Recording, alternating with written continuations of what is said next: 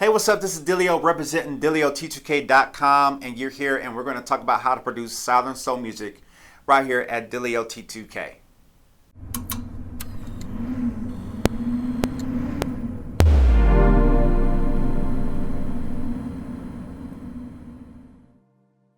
All right, before we get started, make sure you hit the subscribe button, hit the like, comment, make sure you leave a comment, subscribe.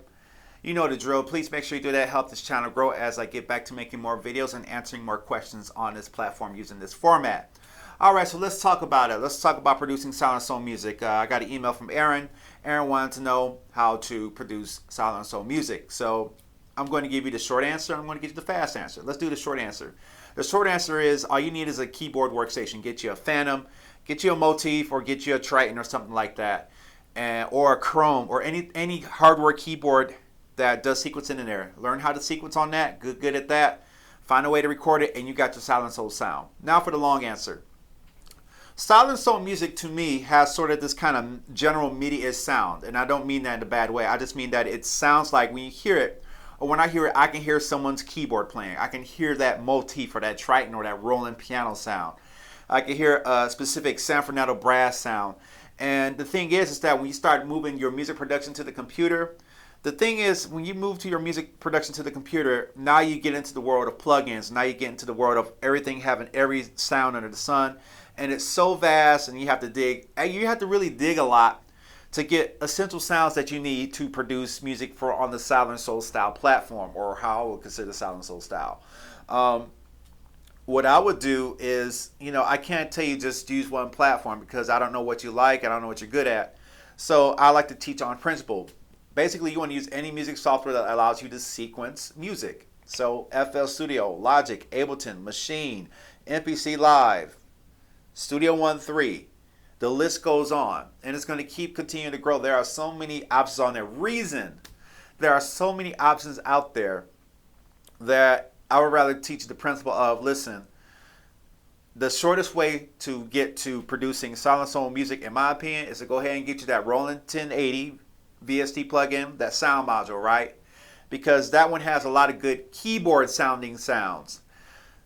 Very good sounding drums, very straightforward, not a lot of hassle to get to all the sounds. It's very simple, and I like that plugin because sometimes I want a keyboard sounding sound for my music production. Sometimes I don't want film scoring strings or some library, some 40 or 100 gigabyte library from Contact, or some 40 or 100 gigabyte library from Omnisphere or something like that, just to produce a simple piano, simple bass, simple guitar, Silverado brass, Mercado strings, all that stuff. Just producing music on a computer gets really vast, and it gets very deep, and it's very easy to get lost in the forest of sound libraries if you keep adding sounds to your library and stuff like that. And so what I would recommend is, like I said, get that one plugin, do all your sounds off that one plugin, have multiple instances of that plugin open. It's not that heavy weight on a processor if you want to go the computer route, and that way you can produce some good Southern Soul music. Again, if I were to say, hey, I don't have anything, what do I use? I would honestly, if the Southern Soul music was my main thing I wanted to produce, give me a motif and I'll knock it out. Give me a motif, I'll knock it out, and I'll be able to play the songs, and I'll be able to play the sounds and sequence it all together and make songs that way. Because again, I think it's good to have a platform that's easy to find sounds. You might have Ableton, you might have Maschine, and they got all these things all tagged because there's so much stuff on there. And honestly, I don't always want to go through that if I'm producing music. I may not always want to go through trying to put together or trying to find sounds. I just want to know that, number one is always going to be piano in the music sound library of the hardware. I always like to know that maybe strings are in this area right there. It's very important to me, I think, to settle on one platform and utilize it and learn to struggle and grow with it to get good on producing that platform. So, that's my answer on it. There's a lot of options. Like I said, Complete is a great VST plugin from Native Instruments. Everything is there under the sun. They even got Motif and Phantom and any kind of keyboard library. They probably got it for that.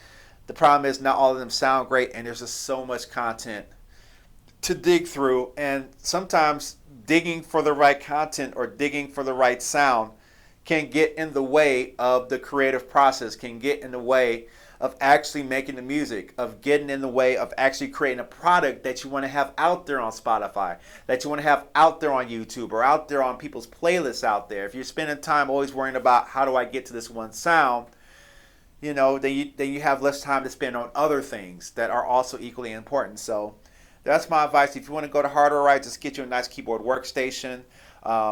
You don't really even need a new one, because to me, a lot of soul music sounds like it's been produced on older keyboards. And again, I don't mean that in a bad way. It's just that I hear a certain sound from that genre of music. And I guess the people that work those things do that, you know, or they get an MPC, right, that does MIDI into a keyboard workstation. I know that's pretty good process too right there. And, you know, just record it, because at the end of the day, it's about creating your music to reach your audience. The audience doesn't care. The audience doesn't care what you're using to make good music. If the music is good music and it's a hit, it will find a home. I heard somebody say that.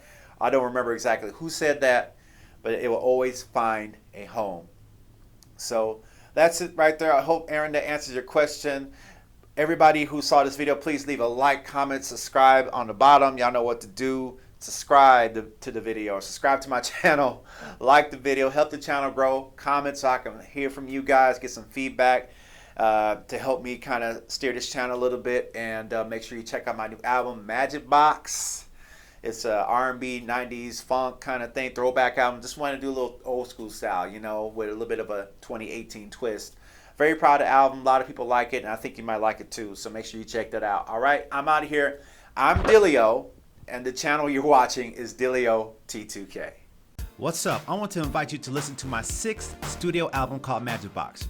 Magic Box is an album that mixes the old school vibes of yesterday with today's new school pop and trap soul flavors. This is a fun album that you don't want to miss out on. Head over to DillioT2K.com to purchase and download your copy, or you can go to your favorite streaming media platform and add it to your playlist there. Magic Box, the 6th studio album from Dillio and Our Sound Records.